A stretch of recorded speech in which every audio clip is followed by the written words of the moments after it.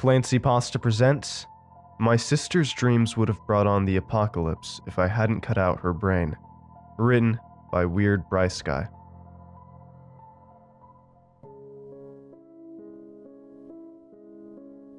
Allow me to preface my story by saying that you'll soon realize my actions were completely justified. So don't go making assumptions, accusations, or derogatory statements. There was no other course of action, I assure you. My sister and her husband had been staying with me in my home, visiting for the weekend. My house was a sort of way station. Their final destination was in the state leftward to my own. Rather than fly through, I invited them to drive up and spend the weekend. My sister and I hadn't spent much time together since entering our respective phases of adulthood, and I missed her. I do not own a particularly impressive house, but it does have room enough for 3 people. My bedroom and a guest room, so my sister and her husband stayed comfortably.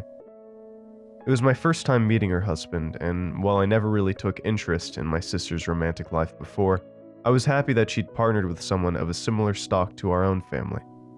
He was well-mannered, pragmatically minded, and had a sensible perception of the world. Most importantly, my sister was happy with him. I could see it in her eyes, in the light, jovial intonation of her voice while speaking to him or about him. During our times alone, while we caught up on the years since we lived together, she told me of how she had met him on the campus of her university, and of the fairly standard paramour that followed. I was of course drilled as to why I hadn't yet found a mate, and I deflected politely, though sternly. My love life is neither her nor your business. On the Sunday before we were set to depart, we all had a bit of wine. A dark, somewhat dry red, 2 bottles of the same kind, shared mostly between myself and my sister. Her husband, befitting his nature, did not drink much. We talked about the world, shared agreeing and contentious opinions, and reflected on our youth. My sister's husband retired early, despite his virgin liver, so she and I reflected back on our youth. In my drunken recollections, I recalled a series of nights where my sister had been stricken with a bout of horrible nightmares. Terrible instances where she'd awake screaming, clawing at her face, shrieking about some black horologist and his sinister plot to unmake time. Some nights she'd just scream incessantly, never building to anything beyond that, and other nights she'd expound on this character and his schemes in a sort of half-conscious delirium.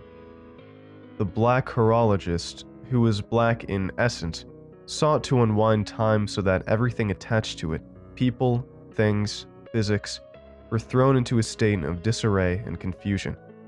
She said that matter itself would be cast into irreconcilable lunacy, the atoms unmade as they maniacally tore themselves apart.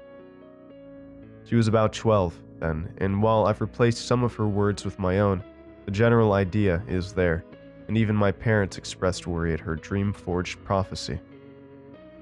But then the nightmares stopped. As if the horologist had been defeated within her dreams, or simply forgotten, my sister ceased her terror-filled ramblings and never spoke of him again. My parents were immediately relieved, although I was even more disturbed by the sudden cessation, and the way my sister dismissed the nightmares as if they hadn't been a huge deal. So, comfortably drunk, I asked if she'd dreamed of him since, or thought about those awful nights. She stiffened a bit, a tinge of sobriety creeping back into her face, but soon relaxed and responded calmly, "No, I haven't. Until now, I hadn't thought about him." I accepted the answer, seeing as how the mere mention of those forgotten nights had almost imperceptibly affected her. We talked of other things, then eventually went to our respective beds. It was about 3 a.m. when I heard the screaming. I quickly put on some pants, I sleep bottomless, and stumbled to the guest room, the alcohol yet to fully recede from my brain. I flung the door open and found my sister's husband slumped on the floor at the foot of the bed, his head bowed. The moonlight which poured into the room had shone directly on his body, eerily illuminating him. His legs were spread apart, and between them blood had pooled, fed from a vicious wound in his abdomen. His plain white pajama set was speckled with droplets of blood. I turned to the bed and found my sister sitting with her knees pulled to her chest near the top of the bed between the pillows. The sheets were drenched in blood. She was also bloody, though I couldn't see any injuries on her body. She was scratching at her head, wailing, plainly insensate. I called out to her, but she did not notice and continued crying out, in physical or emotional pain. I couldn't tell. I approached the bed, careful to avoid the body of her husband, and slowly reached towards my sister. Suddenly, she lashed out, seizing my wrist faster than I could withdraw, and pulled me onto the bed. I fell into her heavily and smelled the awfully intermingled scents of blood and piss. My sister grabbed my hair with her other hand and brought my face to hers. Her brown eyes were wild, unlike anything I'd ever seen expressed, and her breath smelled foul, like rot. Still clutching my wrist, she brought my hand to her forehead, never breaking eye contact, and said, "He's returned. You brought him back. You made me remember. He'll unmake everything now. Undo all of time's work. The black horologist will wind back the clocks, then scatter the pieces." Then, coinciding with her dark prophecy, I saw it all happen. As if channeled from her mind through my hand and into my brain, a scene played out of the world and universe unraveling. People simply dematerialized, or were reverted to earlier states of not just their being, but humanity's. Once erect humans were returned to hunched, primal, dim-witted antecedents of modern mankind. Plants were deconstructed, returned to the constituent components from which they'd been forged.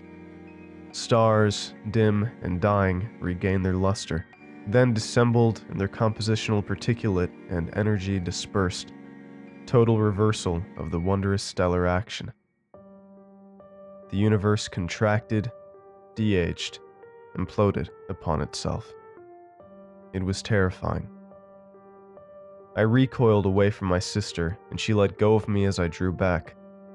Tears streamed from her eyes, and with her hands no longer holding on to me, I saw that they were bloodied, and I saw a mess of entrails in her lap. She'd eviscerated her husband with her bare hands. "Don't you see?" she spoke. "He'll do all that. He'll come through me and reduce everything to a single point, and then destroy it." Her white undershirt was soaked through with sweat and tears, and I instinctively turned away so that I would not see her visible breasts. My gaze landed on her husband's body, which sat unmoving. "What did he do?"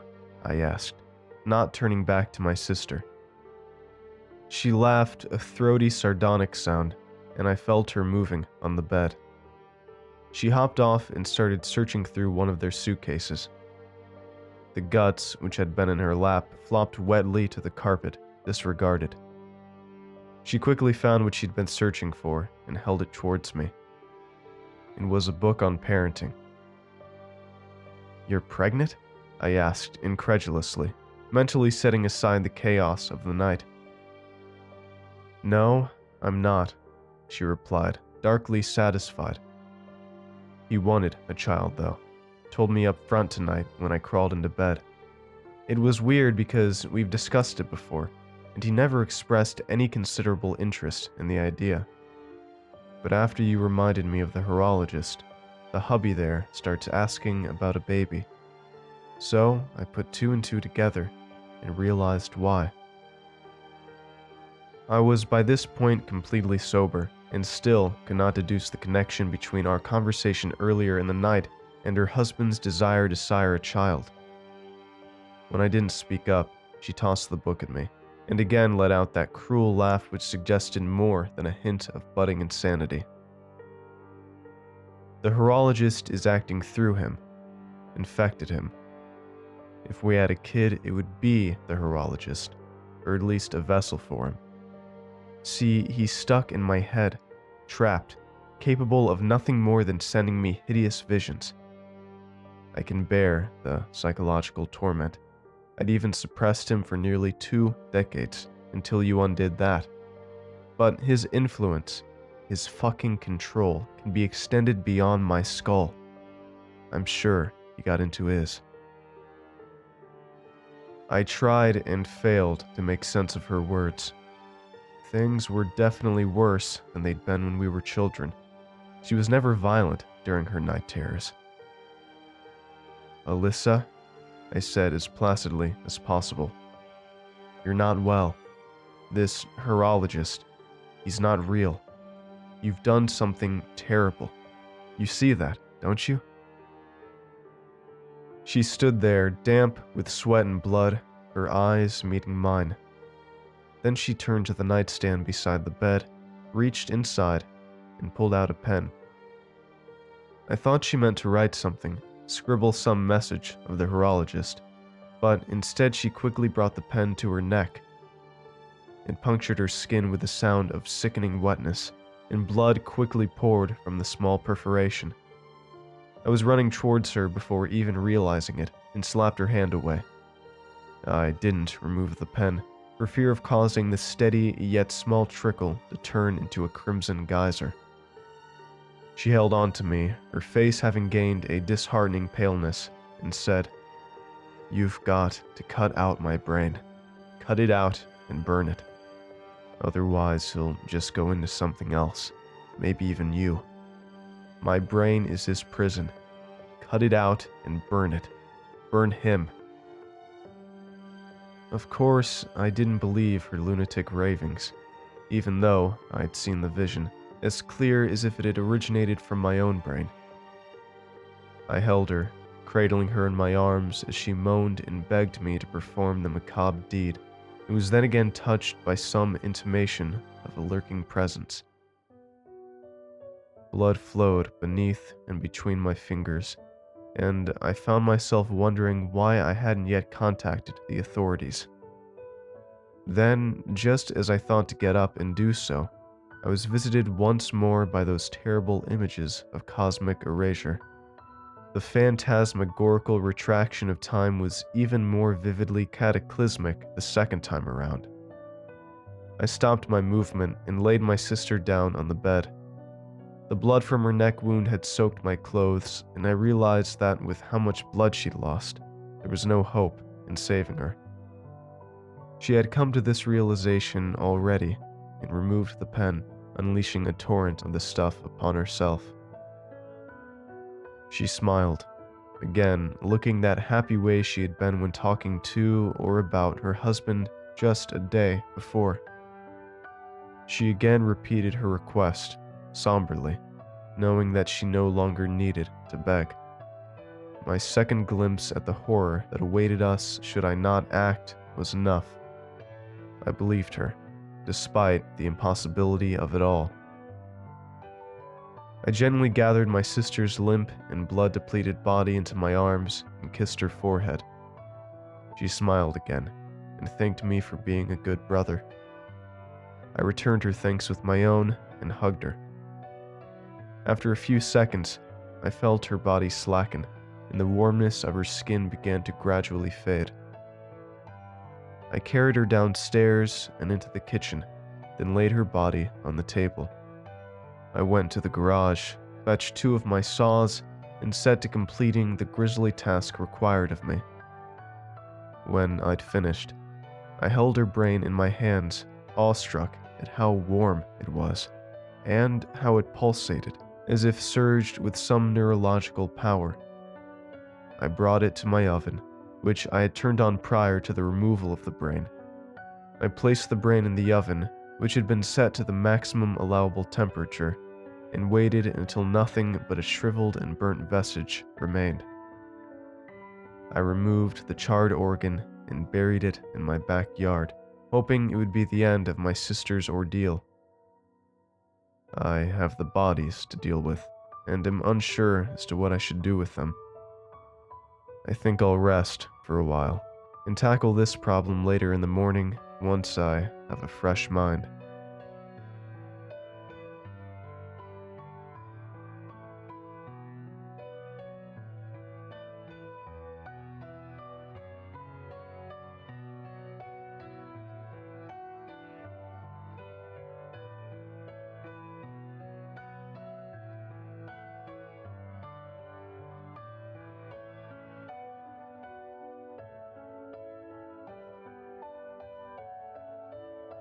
Thanks for watching, and I hope you enjoyed today's video.